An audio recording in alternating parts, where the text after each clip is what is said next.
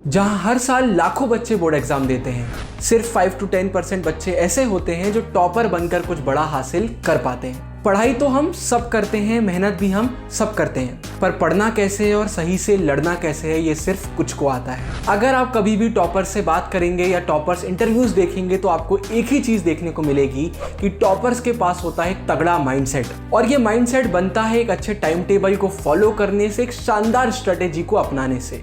तो चलिए आज इसी की बात कर लेते हैं। Hello everyone, my name is Guru Tehanguria, cofounder of the twin bros YouTube channel. Class 12 CBSE में मैंने स्कोर किए थे 95.6% और सिमिलर स्ट्रेटेजी और टाइम टेबल को फॉलो किया था। लास्ट सेशन में हजारों बच्चों ने ऐसी स्ट्रेटेजी, ऐसे ही टाइम टेबल को फॉलो किया और 95% प्लस स्कोर किया, और कुछ तो बच्चे ऐसे भी हैं जिनने ऑल इंडिया रैंक्स भी निकाली हैं। और अब आपकी बारी है, तो सीधा इस वीडियो को चालू करते हैं। सबसे पहले हम एक शानदार टाइम टेबल बनाएंगे जिससे आपके सारे डाउट्स क्लियर हो जाएंगे। उसके बाद आपके साथ एक बहुत ही शानदार स्ट्रेटेजी में शेयर कर रहा हूँगा। बहुत सारे ऐसे टॉपिक्स हैं जिन पर हम बात कर रहे होंगे। तो सबसे पहले बात कर लेते हैं टाइम टेबल की। दिल पर अपने हाथ रखिए यार, और जो सवाल मैं आपसे पूछ रहा हूँ उसका एकदम सच सच मुझे जवाब दीजिए। अगर आप पूरी शिद्दत से पढ़ाई करते हैं, बिल्कुल भी टाइम वेस्ट नहीं करते हैं, पूरे फोकस, पूरे डेडिकेशन के साथ पढ़ाई करते हैं, खून पसीना एक कर देते हैं, तो एक दिन में आप कितने चैप्टर कर सकते हैं? आराम से सोचिए और इसका आंसर मुझे दीजिए। सबका आंसर एकदम अलग आने वाला है। कुछ बोलेंगे भैया मैं एक दिन में एक चैप्टर आराम से कर सकता हूं, कुछ 2 बोलेंगे, कुछ 3 बोलेंगे, और हो सकता है कुछ बच्चे ऐसे भी हों जो बोले मुझसे आधा ही चैप्टर एक दिन में हो पाता है। और इनमें से किसी भी आंसर में कोई भी गलती नहीं है, बस आपका आंसर एकदम सच होना चाहिए। दिल से आवाज निकलनी चाहिए कि भाई मैं एक दिन में पूरी अगर मेहनत कर रहा हूं तो इतने चैप्टर्स मैं कर सकता हूं। इस वीडियो के लिए मैं एग्जांपल के लिए बोल देता हूं कि भाई मैं एक दिन में अगर पूरी मेहनत कर रहा हूं तो मैं 2 चैप्टर कर सकता हूं।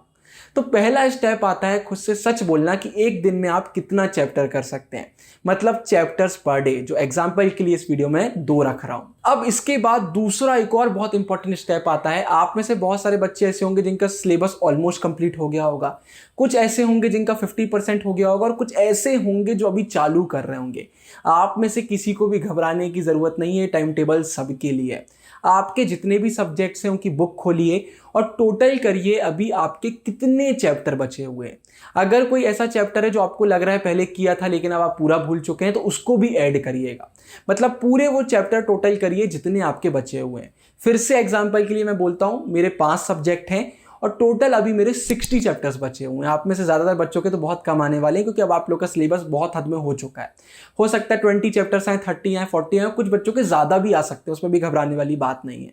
आपको अपने टोटल चैप्टर्स देखने हैं जो आपके अभी बचे हुए हैं, जो हो चुके हैं उन्हें अभी काउंट नहीं करना है। तो दूसरा स्टेप आता है टोटल चैप्टर्स। अब तीसरा और सबसे इंपॉर्टेंट स्टेप, जिसके बाद जितने भी आपके डाउट्स हैं वो क्लियर हो जाएंगे, जिंदगी में एक शांति आएगी और आप बहुत मेहनत से पढ़ाई कर रहे होंगे। अब हम टोटल चैप्टर्स को डिवाइड करेंगे चैप्टर्स पर डे से। वीडियो के लिए मैंने 60 चैप्टर्स लिए थे, टोटल की 60 चैप्टर मेरे बचे हुए हैं। चैप्टर्स पर डे मैंने 2 ले लिया था कि भाई एक दिन में मैं 2 चैप्टर कर सकता हूं, तो मैं 60 को डिवाइड करूंगा 2 से। आंसर कितना आएगा? 30। इससे अब मुझे मालूम चल गया कि मेरा सिलेबस कितने दिनों में कंप्लीट होने वाला है। मैं अगर पूरी मेहनत से, पूरी शिद्दत से एक दिन में 2 चैप्टर कंप्लीट करता हूं तो मात्र 30 दिन में मेरा पूरा सिलेबस हो जाएगा। आप सबका आंसर अलग आएगा। आपको टोटल रिमेनिंग चैप्टर्स को डिवाइड करना है चैप्टर्स पर डे से। एक और एग्जांपल देता हूं, 30 चैप्टर्स मेरे बचे हुए हैं और मैं एक दिन में फिर से 2 चैप्टर कर रहा हूं, तो 30 को मैंने 2 से डिवाइड किया, तो मात्र 15 डेज में मेरा पूरा सिलेबस कंप्लीट हो जाएगा। जीवन में अब आपके थोड़ी शांति आएगी। बच्चों से पूछो कि यार सिलेबस कब तक हो जाएगा, भैया कर लेंगे 1 महीने में, 2 महीने में, डेट ही नहीं पता होती है। जब मैं बोर्ड एग्जाम का प्रिपरेशन कर रहा था तो मैंने डेट लिख के रखी थी कि इस दिन मेरा पूरा सिलेबस हो जाएगा, क्योंकि ये मेरा पूरा कैलकुलेशन आ रहा है। लाइफ में कैलकुलेशन करना बहुत ज़रूरी हो जाता है। तो अभी तक आपको मालूम चल गया होगा भाई कि आपका सिलेबस कितने दिन में होने वाला है। अब इसके बाद एक और बहुत बड़ा सवाल आता है कि भैया सबकी डेट्स तो एकदम अलग आ रही हैं, किसी का सिलेबस 10 दिन में हो रहा है, तो किसी का 30 दिन में हो रहा है, तो किसी का अभी भी 2 महीने लग रहे हैं। तो देखिए, आप सबका सिलेबस अभी अलग अलग लेवल पर है, किसी का ज़्यादा हो गया है, किसी का कम हुआ है, तो आपका टाइम तो ज़्यादा कम होगा ही, लेकिन घबराने की ज़रूरत नहीं है। आज से कुछ दिन बाद चैनल पर एक ऐसी रिवीजन की वीडियो लेकर आऊँगा कि अगर आपका सिलेबस 1.5 महीने, 2 महीने बाद भी कंप्लीट हो रहा होगा तो आप रेस में सबसे पीछे होने के बाद भी ऐसी दौड़ लगाएंगे कि रेस में सबसे आगे हो जाएंगे। तो रिवीजन वाली वीडियो आप देख लीजिएगा, उससे अभी आपको घबराने की ज़रूरत नहीं है। अभी आपका मेन काम है भाई सिलेबस कंप्लीट करना। अगर आपने बोला मैं एक दिन में 2 चैप्टर कर सकता हूं लेकिन फिर भी ज़्यादा टाइम लग रहा है क्योंकि मेरे चैप्टर ज़्यादा बचे हुए हैं, तो अभी आप कुछ और कर भी नहीं सकते हैं, सिर्फ मेहनत हमें करना है। तो मेहनत पर पूरा फोकस करिए। यह होता है टाइम टेबल का। बात यहीं खत्म नहीं हुई है। आप डिस्क्रिप्शन पर जाकर पीडीएफ में क्लिक करेंगे तो यही जो मैंने चीज़ें आपको बताई, इससे रिलेटेड एक टाइम टेबल का पीडीएफ आपको मिलेगा। उसको प्रिंट करवा लीजिएगा, दीवार में फिल करने के बाद चिपका लीजिएगा, आपका टाइम टेबल रेडी। बहुत ही शानदार पीडीएफ है, मैंने भी सिमिलर ऐसे ही फॉलो करा था, तो बिल्कुल डिस्क्रिप्शन से आप उसको डाउनलोड करिएगा। अब हम इससे रिलेटेड थोड़ी और बातें करते हैं, फिर सीधा स्ट्रेटेजी में हम चलेंगे। अब होता क्या है, इस टाइम टेबल को जब बच्चे फॉलो करते हैं ना तो कुछ बड़े बड़े क्वेश्चन उनके दिमाग में आते हैं, तो उसको मैं अभी ही सॉल्व कर देता हूं। सबसे पहला, चैप्टर्स पर डे का मतलब क्या होता है। जैसे अगर आपने बोला 1 चैप्टर पर डे, तो क्या हर सब्जेक्ट का एक एक चैप्टर करना है? बिल्कुल भी नहीं। 1 चैप्टर पर डे का मतलब होता है पूरे सब्जेक्ट में से कोई भी एक चैप्टर आप करेंगे। 2 चैप्टर पर डे का मतलब होता है जितने भी आपके सब्जेक्ट है तो कोई भी 2 चैप्टर आप कर रहे होंगे। तो चैप्टर पर डे का ये मतलब बिल्कुल भी नहीं होता कि हर सब्जेक्ट के आपको उतने चैप्टर करना है। इसके बाद दूसरे नंबर पर एक इंपॉर्टेंट चीज याद रखिए। फिर एग्जाम्पल के लिए जैसे आप 2 चैप्टर्स पर डे कर रहे हैं तो ई याद कर लीजिए और डी याद कर लीजिए। ई से मेरा मतलब है इजी, डी से मेरा मतलब है डिफिकल्ट। एक इजी चैप्टर करिए, एक डिफिकल्ट चैप्टर करिए। आप 1 चैप्टर पर डे कर रहे हैं तो एक दिन डिफिकल्ट कर लीजिए, एक दिन इजी कर लीजिए। तो एक फ्लो भी बना रहेगा, पढ़ने में मजा भी आएगी, सर दर्द आपका नहीं होगा और एक फ्लो के साथ बहुत स्पीड में आपका सिलेबस कंप्लीट हो रहा होगा, बहुत कंसिस्टेंट वे में पढ़ाई कर रहे होंगे। इसके बाद एक और बहुत इंपॉर्टेंट चीज आती है भाई, चैप्टर तो अलग हो गए, चैप्टर्स के अलावा भी बहुत सारी चीजें होती है, राइट। इंग्लिश में आपको राइटिंग स्किल्स की प्रैक्टिस करना होता है, बाकी सब्जेक्ट में भी आंसर राइटिंग की आपको प्रैक्टिस करना होता है। तो इनका आप क्या करेंगे, तो जिस दिन भी आप इजी चैप्टर्स कर रहे होंगे उस दिन ये चीजें आप करेंगे। इन्हीं के लिए अलग से कोई दिन निकालने की बिल्कुल भी जरूरत नहीं है। इसके बाद आपके स्कूल में प्रैक्टिकल भी होंगे, फाइल भी बनवाई जाती है, बहुत सारे नाटक होते हैं, तो ये भी आप बिल्कुल अलग टाइम में कर रहे होंगे। आपने अपना टाइम टेबल बना लिया है, इतना टाइम तो आपका सिर्फ और सिर्फ पढ़ाई के लिए। अगर आप 2 चैप्टर पर डे कर रहे हैं तो 2 चैप्टर तो आपको करना ही है, बाकी चीज उसके बाद होंगी। हम हमारे टाइम टेबल के साथ कॉम्प्रोमाइज नहीं करेंगे। तो ये कुछ बहुत बड़े क्वेश्चन आते हैं जिनको मैंने आंसर कर दिया है। अब सीधे स्ट्रेटेजी की तरफ बढ़ते हैं।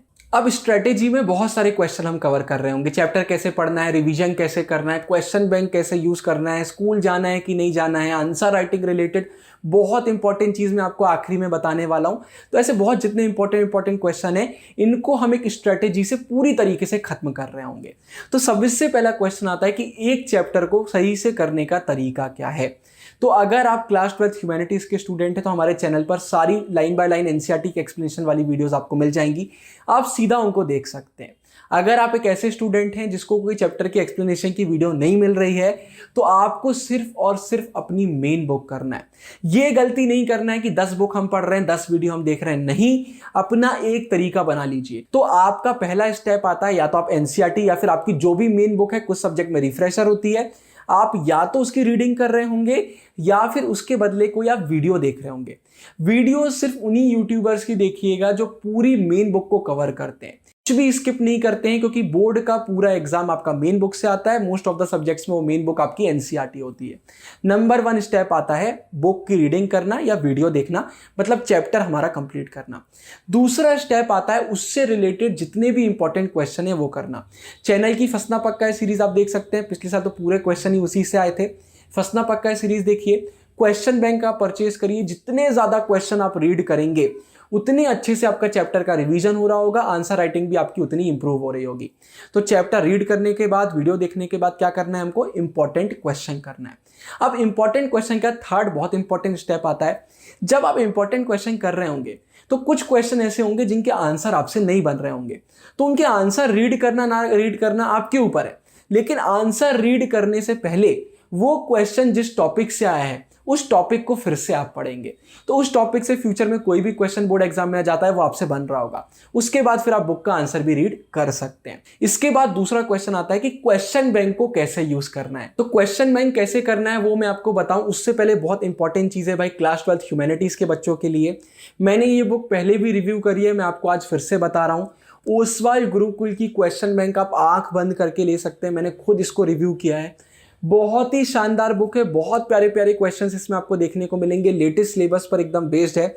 एक बार आप चैप्टर कर लेते हैं, उसके बाद इस बुक को रीड कर लेते हैं, बहुत अच्छे से चैप्टर का आपका रिवीजन हो रहा होगा और आपकी आंसर राइटिंग भी बहुत इंप्रूव हो रही होगी। डिस्क्रिप्शन में आपको लिंक मिल जाएगा, वहां से आप परचेज कर सकते हैं। अभी तक अगर आपने क्वेश्चन बैंक परचेज नहीं करी है तो जरूर से करिए। सैंपल पेपर हम सिलेबस कंप्लीट होने के बाद परचेज करते हैं।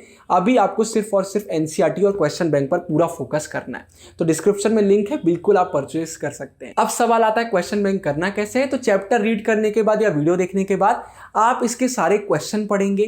क्वेश्चन पढ़ने के बाद मन में आंसर सोचेंगे। मन में आंसर सोचने के बाद अपने आंसर को बुक के आंसर से मैच करेंगे, तो आपको देखने को मिलेगा कि यार बहुत सारी चीज़ें आपको याद थी और कुछ चीज़ें ऐसी थी जो आपको याद नहीं थी।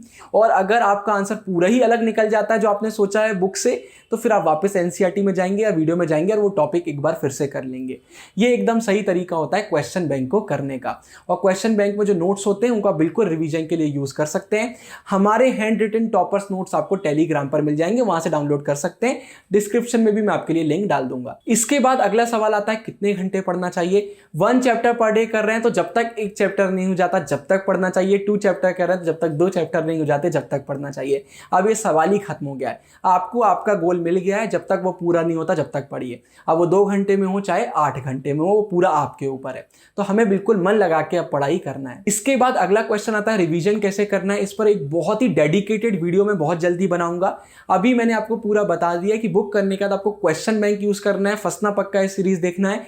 जितने ज्यादा क्वेश्चन आंसर आप देखेंगे उतने अच्छे से आपका चैप्टर का रिवीजन हो जाता है। और समय समय पर अपनी बुक पलटा के भी आप बिल्कुल देख सकते और नोट्स बिल्कुल डाउनलोड करिए। नोट्स अगर आप हमारे रीड कर लेते हैं तो आपका तो पूरा चैप्टर ही हो जाना है एक प्रकार से। अब अगला क्वेश्चन आता है भाई स्कूल जाना चाहिए कि नहीं जाना चाहिए। तो देखिए, अगर आपके स्कूल में पढ़ाई हो रही है, आपके स्कूल में जो एग्जाम हो रहे हैं वो बहुत अच्छे क्वेश्चन पेपर आ रहे हैं, टीचर बहुत अच्छे से आपकी कॉपी चेक कर रहे हैं, बिल्कुल आप स्कूल जाइए, बहुत प्रॉफिट मिलता है। लेकिन अगर आप एक ऐसे बच्चे हैं, कुछ बच्चे होते हैं जिनका स्कूल इतना अच्छा नहीं होता है, मतलब उनका कहना होता है बहुत दूर स्कूल जाओ और स्कूल में कुछ भी पढ़ाई नहीं हो रही होती है, सिर्फ और सिर्फ टाइम वेस्ट हो रहा होता है, तो फिर मैं बोलूंगा आप सोच सकते हैं स्कूल जाना है कि नहीं। इसका सिंपल सा तरीका, 1 हफ्ते स्कूल जाइए, 1 हफ्ते स्कूल मत जाइए। दोनों में से जिस हफ्ते में आपकी ज्यादा अच्छे से पढ़ाई हुई हो वो चीज आप अपना लीजिए। इसके बाद आखिरी में आंसर राइटिंग। आपने कितनी भी पढ़ाई कर ली हो, कितने भी इंटेलिजेंट आप क्यों ना हो, अगर आपको अपने माइंड में जो है उसको एक्सप्रेस करते नहीं आ रहा है बोर्ड एग्जाम में लिख कर, तो भाई चेकर कैसे समझेगा आप कितने होशियार हैं। आंसर राइटिंग बहुत ज्यादा इंपॉर्टेंट होती है और आंसर राइटिंग के लिए द ट्विन ब्रोस ने एक धमाल किया हुआ है, वो ऊपर एंड स्क्रीन में ऊपर मैं वीडियो डाल रहा हूँ, उसको आप चेक करेंगे तो आपको समझ में आ जाएगा। वीडियो पसंद आई हो तो वीडियो को लाइक कीजिएगा, चैनल को सब्सक्राइब कीजिएगा, डिस्क्रिप्शन चेक करना मत भूलिएगा, उस्वाल गुरुकुल का लिंक वहीं मिलेगा और बहुत सारी इंपॉर्टेंट चीजें आपको डिस्क्रिप्शन में मिलने वाली है। अभी के लिए साइनिंग ऑफ, गुरु टेंगुरिया, बाय बाय।